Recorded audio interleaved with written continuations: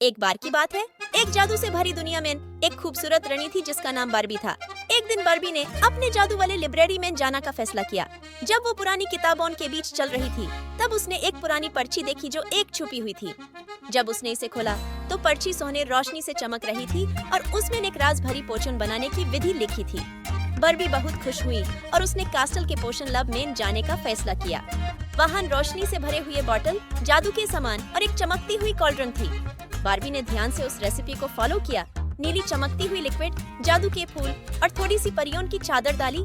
जैसे ही उसने सब कुछ मिलाया, पोशन जोरदार रोशनी से चमकने लगा और आसपास जादू भर गया।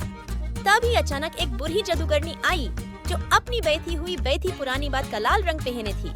उसके लाल आंखों में गुस्सा था और वो पोशन की विधि चुरा लेना चाहती थी। बार्बी ने पर्ची को मजबूती से अपने पास रखा ताकि वो उसका जादू न ले जाए। तभी एक छोटी परी गलती से पोशन का एक बोतल गिरा देती है और पोशन हर जगह गिर गया। उसके बाद जादू की एक बड़ी झकस रोशनी और रेंजिंग धुआं भर गया और जब धुआं थोड़ा धुंधला गया तो एक अजीब बात हुई। पोशन ने बार्बी को जादू से बदल दिया। उसका कपड़ा एक चमकता हुआ सुंदर गाउन में बदल गया और वो जादू की शक्ति से चमकती हुई हवा में उड़ने लगी।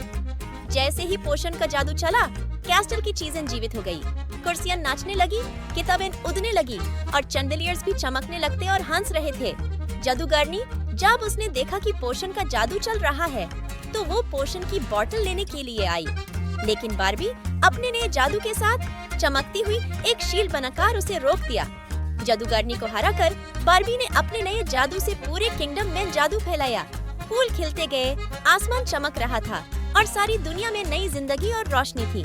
किंगडम के लोग बार्बी की हिम्मत और जादू को देखकर खुश हुए और उसका शुक्रिया अदा किया।